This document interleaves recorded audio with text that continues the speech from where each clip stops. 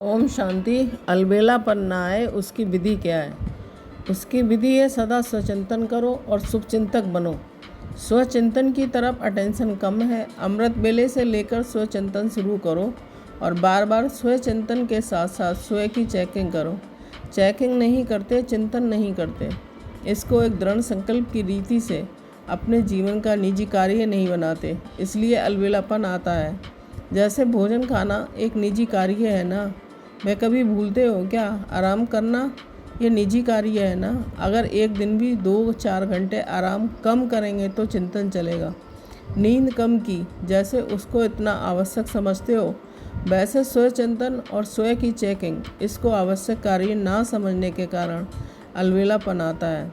पहले वह आवश्यक समझते हो ये नहीं, अमृत वेले रोज़ इस आवश्यक कार्य को रिफ्रेश करो, तभी सारा दिन उसका बल मिलेगा। अगर फिर भी अलबेलापन आता है तो अपने आप को सजा दो। जो सबसे प्यारी चीज़ व कर्तव्य लगता हो उसे अपने को किनारा करो। पश्चाताप करना चाहिए। अभी पश्चाताप कर लेंगे तो पीछे नहीं करना पड़ेगा।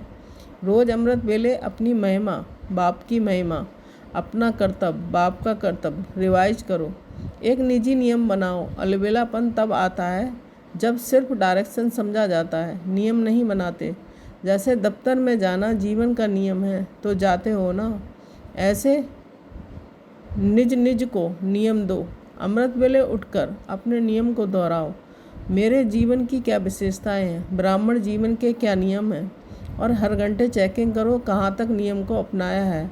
हर समय बार बार चेकिंग करो, सिर्फ रात को नहीं। बार बार अटेंशन के चौकीदार रखना तो वह पहरा देते रहेंगे। अलबेलेपन की निवृत्ति का साधन बार बार अटेंशन। सहज मार्ग समझते हो इसलिए अलबेले हो जाते हो। कोई कड़ा नियम बनाओ। जैसे भक्ति में कड़ा व्रत धारण करते हो, वैसे कड़ा नियम बनाएंगे तो अलबेलापन समाप्त हो जाएगा। जैसे साकार बाप को अथक देखा ना, ऐसे ही फॉलो पादर। पहले स्वयं के ऊपर मेहनत, फिर सेवा में मेहनत, तभी धरती को चेंज कर सकेंगे। अभी सिर्फ कर लेंगे हो जाएगा। इस आराम के संकल्पों के डल्लप को छोड़ो। करना ही है, यह मस्तक में सदा स्लोगन याद रहे तो फिर परिवर्तन हो जाएगा। ओम शांति।